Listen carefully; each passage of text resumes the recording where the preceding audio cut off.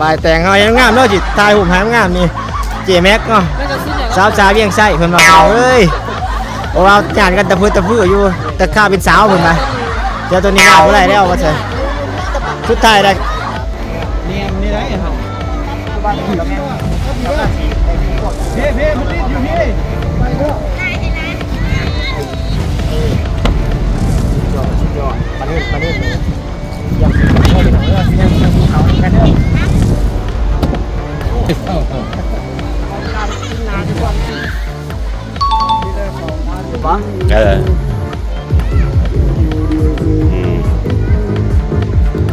วิดีโอตลาดวิดีโอตัวว่านี่เขาเริ่มจานป้าอยู่มาเล่นเลย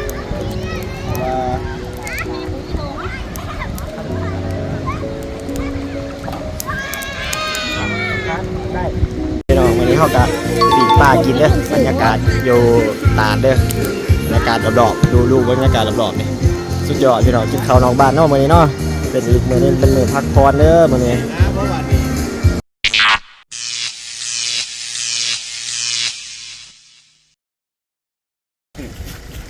ทักทาย FC แน่สบายดีเด้อมาเด้อตัดเนี่ยเจแม่ก็เพียหลาเด้อพี่น้องเด้อพี่น้องฟังไทยฟังลาวเฮามาลินครีเอเตอร์นี่ตัดเนื้อนี่โอ้มาหาเด็กเฮาง่ายคือง่ายสั้นแต่ว่าไม่ได้เฝ้าการมาหากล่องนี่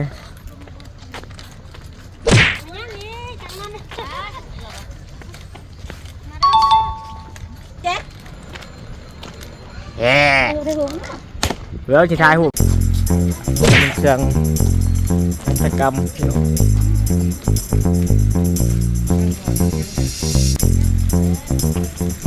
งามลายโอ้ทั้งไง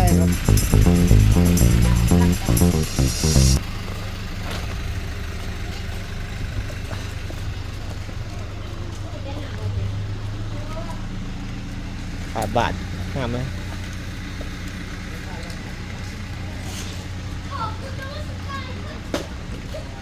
อันนี้ก็เป็นน้ำตุ๊กเนาะจ้าเอ็ดดุตุ๊กแล้วฮะ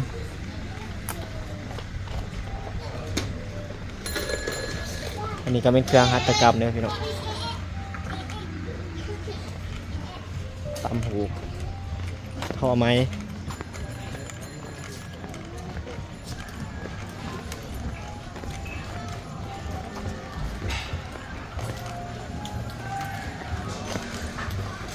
แสบเยอะว่ากาแฟอยู่เย็นเลยเราเรียนก็หอนสับดิอันนี้ก็เป็นร้านอาหาร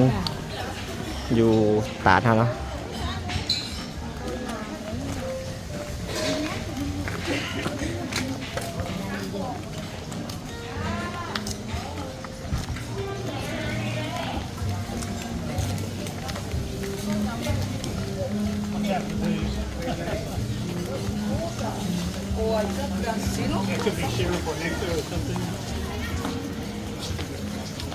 You got extra? โอ้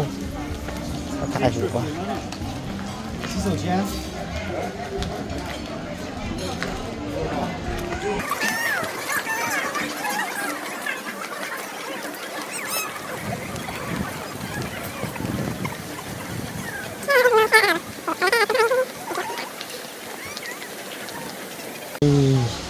บรรยากาศน้ำตกง่ายนักว่าไหลมากทั้งทิน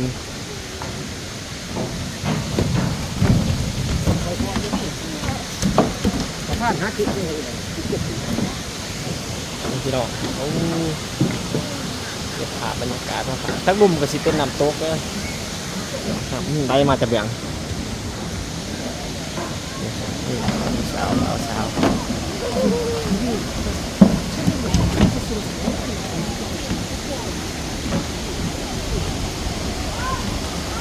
ไม่มีพี่น้อง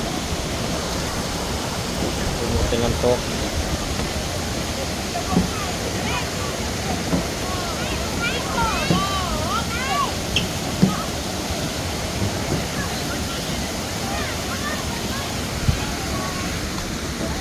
เนี่ยยากทุกคนอันนี้เห็นเหรอ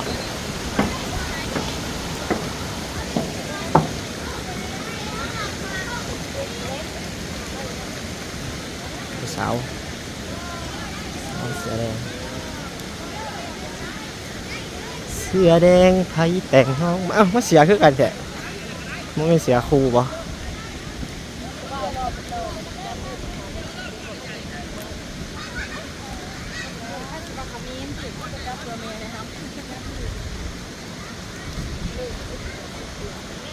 셋째가여자동생이에요? 네. 남자동 아 여자동생.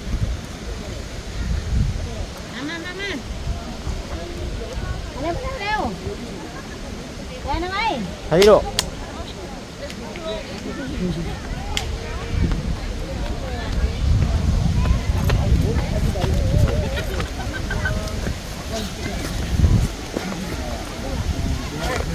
사진을 찍고 있는데.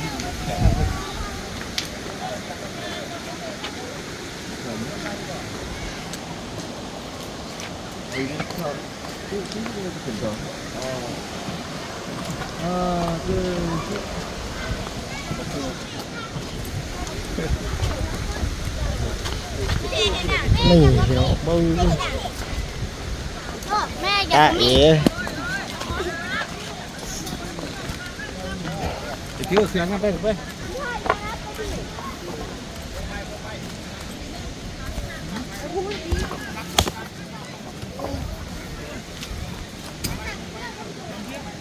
นี่ฮอดแล้วพี่น้องเอา FC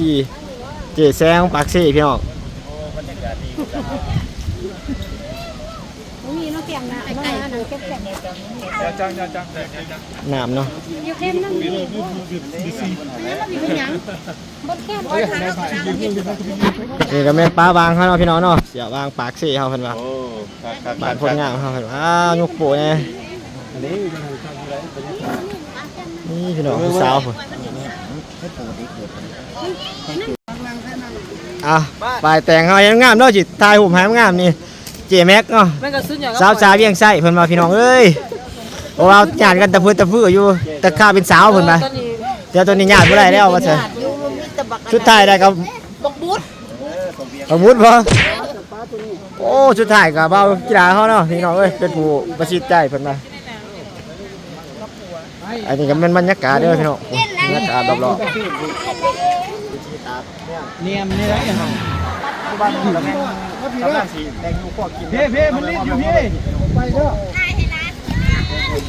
นี่สุดยอดปลานิ่มเลยอยากกินเด้อพี่น้องเด้อยังไปภูเขานำกันเด้อนี่ของแท้เด้อพี่น้องนี่ ที่ลุมมันดีนี่นะ น้องบ่กีตาร์นะพี่น้องเด้อคนงามเลยนะตื่นแล้วว่าซั่นตื่นแล้วจังว่าลุมมันตีอ้าว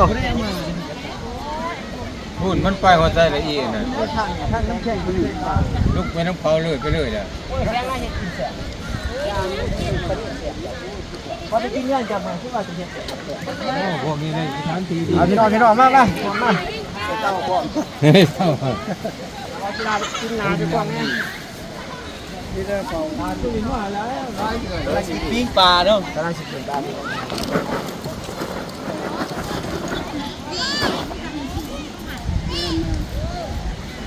สิลงเลยมอน จะมาจากไหน ส่วนของกดอันนอกหางกันเนี่ย บ่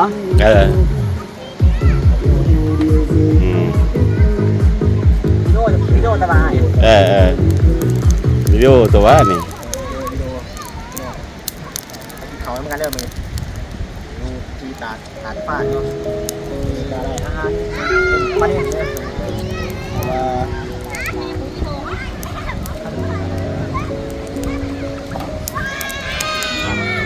ได้พี่น้องวันนี้เขากับปีกปลากินเด้อบรรยากาศอยู่ตาดเด้อบรรยากาศรอบๆดูบรรยากาศรอบๆนี่